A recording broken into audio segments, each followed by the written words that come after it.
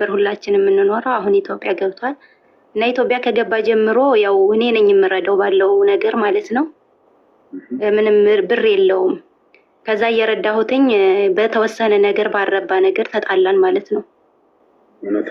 በእኔ ገንዘብ አግብቶ ምንም አታመጣም ዝም ብለሽ የኔን ፎቶ አድርጊ ብሎ ፕሮፋይል አድርጋ ልጅቱ የኔ ጓደኛ ናት።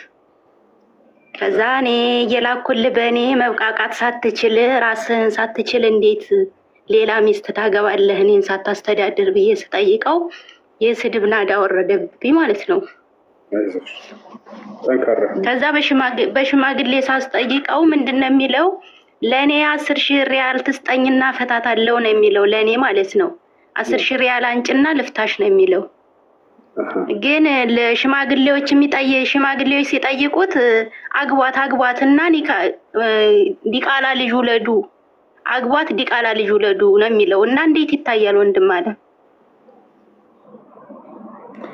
በጣም ያሳዝናል። እሷ እየሰራች እያስተዳደረችው በዛ ገንዘብ እየኖረ ሊያመሰግናት ሲገባ የማስተዳደር ግዴታ የለባትም ባሉ። እኔ ወንድ ልጅን አትቀልቡ የምለው ለዚህ ነው።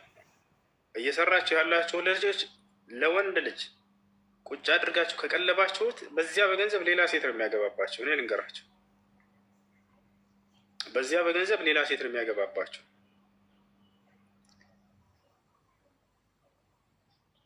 ስለዚህ እባካችሁ አላህ ስብሐነሁ ወተዓላ ያልደነገገውን ህግጋት አትሄዱበት። እሱም ምንድነው? ሴት ልጅ ወንድ ልጅን ማስተዳደር በፍጹም ይህ የማይሆን ነገር ነው።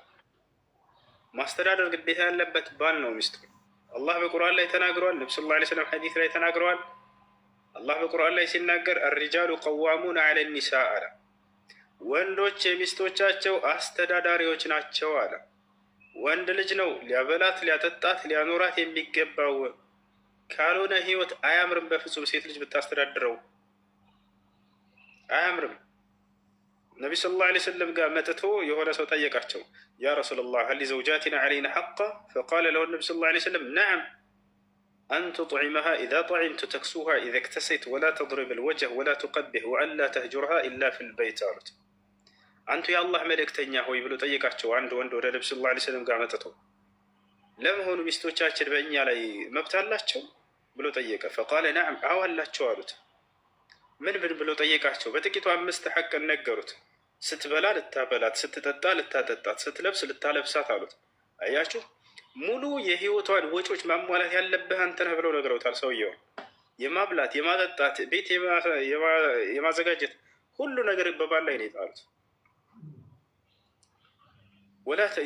ምን አሉ ቀጥለው? ወላ ተድሪብ ልወጅህ፣ አደራ ብትጣላ እንኳ ከሚስትህ ጋር ፊቷን እንዳትመታ ተጠንቀቅ አሉት። መምታት አይቻልም፣ አስለን አይፈቀድም መደብደብ ሚስቱን። ነቢ ሰለላሁ ዐለይሂ ወሰለም ላ የድሪብ አሐዱኩም ዘውጀተሁ ضرب الحمير ليجامعها في البساء አሉ። አንዳችሁ ሚስቱን ልክ እንደ አህያ እንዳይደበድብ እንዳይመታት አሉ። ማታ ልክ ትገናኛት ሚስትህን ቀን ትመታለህ ትደበድባለህ ብለው ተናገሩ። ማታ የሚገናኛት ሚስት ሰውየው እንዴት ነው ቀን የሚደበድበው ብለው በተዓጅብ በመደነቅ ነው ይሄን ራሱ ቃል የተናገሩት። ሌላው ወላ ተህጁርሃ ኢላ ፊል በይት አሉት። አደራ ብታኮርፋት እንኳን ቤት ውስጥ እንጂ እንዳታኮርፍ አሉ። ውጭ ላይም ሲሄድ ሰውየው አኩርፏት በዛ ይቀጥላል። ይሄ ሐራም ነው፣ ክልክል ነው፣ አይፈቀድም። ቤት ውስጥም ራሱ ማኩረፍ አይቻልም፣ አልጋ ላይ ብቻ። ወህጁሩሁነ ፊል መዳጂዕ ይላል አላህ ሱብሓነሁ ወተዓላ። ምናልባት ያን መክሯት አስመክሯት እምቢ ብላ ያመፀችበት ጉዳይ ካለ ከዚያ ከስተቷ እንድትታረምና እንድትመለስ ብሎ ጀርባውን ሰጥቷት ይተኛ ነው የተባለው እንጂ ቤትም ውስጥ ራሱ ማኩረፍ አይፈቀድለት። ሌላው ነገር ምንድነው? ወላ ቱቀቢሕ አሉት። ያን ሰውዬ አደራ እርሷንም ሆነ የምትሰራውን ስራ እንዳታጥላላ አሉት። አብረሃት በምትኖር ጊዜ የሆነ ጊዜ ላይ ውብ ሁና የሆነ ጊዜ ላይ ደግሞ ስራ ላይ ሁና ኩሽና ሁና አጊጣ ልታገኛት ትችላለህ። በዚያን ጊዜ ስታያት እንዳታጥላላት አደራ ብለው ነቢ ሰለላሁ ዐለይሂ ወሰለም ተናግረዋል።